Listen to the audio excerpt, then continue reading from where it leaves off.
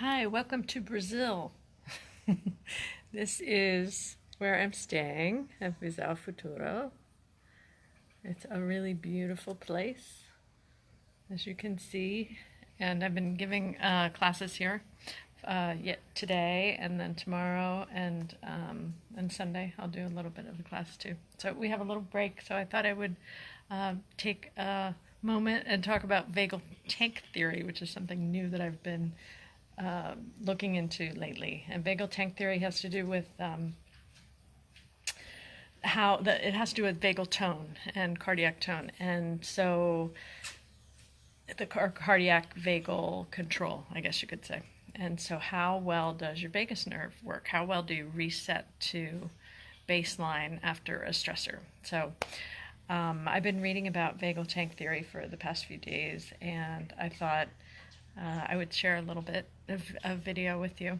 I also wrote a blog about this on Wednesday, so I put it on my blog, so you can find out more if you look at my website. Okay, so breaking down the basics of vagal tank theory, the idea is that we have certain resources that protect us when we have stressors, and that can help us get back to baseline when those stressors come in.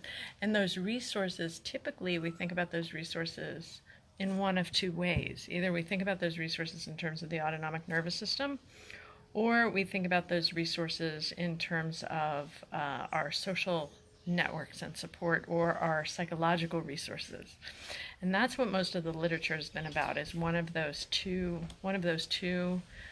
ways that we fill ourselves back up after a stressor. So we might fill ourselves back up by talking to people and social engagement and feeling better, or we might fill ourselves back up more autonomically, like in terms of the nervous system, the immune system, endocrine regulation, hormone regulation system.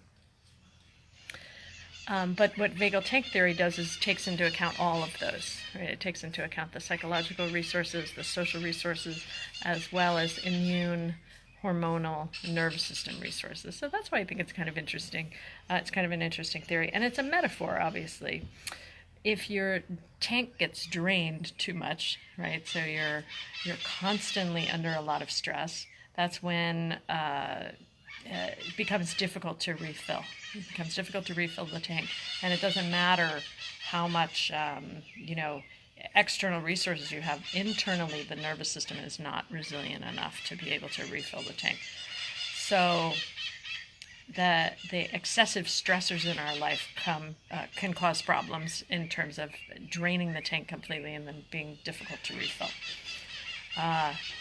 And those excessive stressors in our life may also cause the tank to become leaky, too. That's another way to think about it, though, that the tank gets leaky.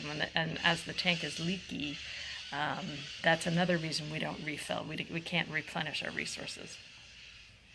So I'm going to post this article. I'll put it in the comments here. I'll put a link for it in the comments so you can read more about it if you're interested in reading the original research, which, by the way, it came from Germany, and the article was published in July. So I'm happy to post that in the resources, and you can read my blog that I wrote on Wednesday about it, too.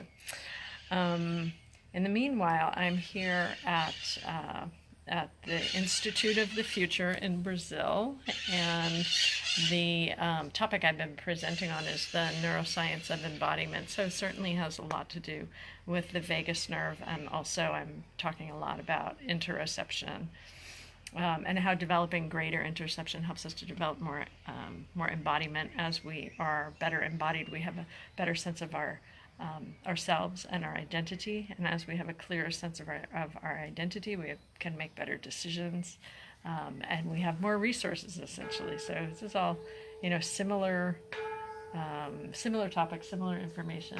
They're ringing the gong. I think it's time. Time to go back to class. It's all similar, it's all related information, and basically about my interest in yoga and mental health. I'll leave you with the gong.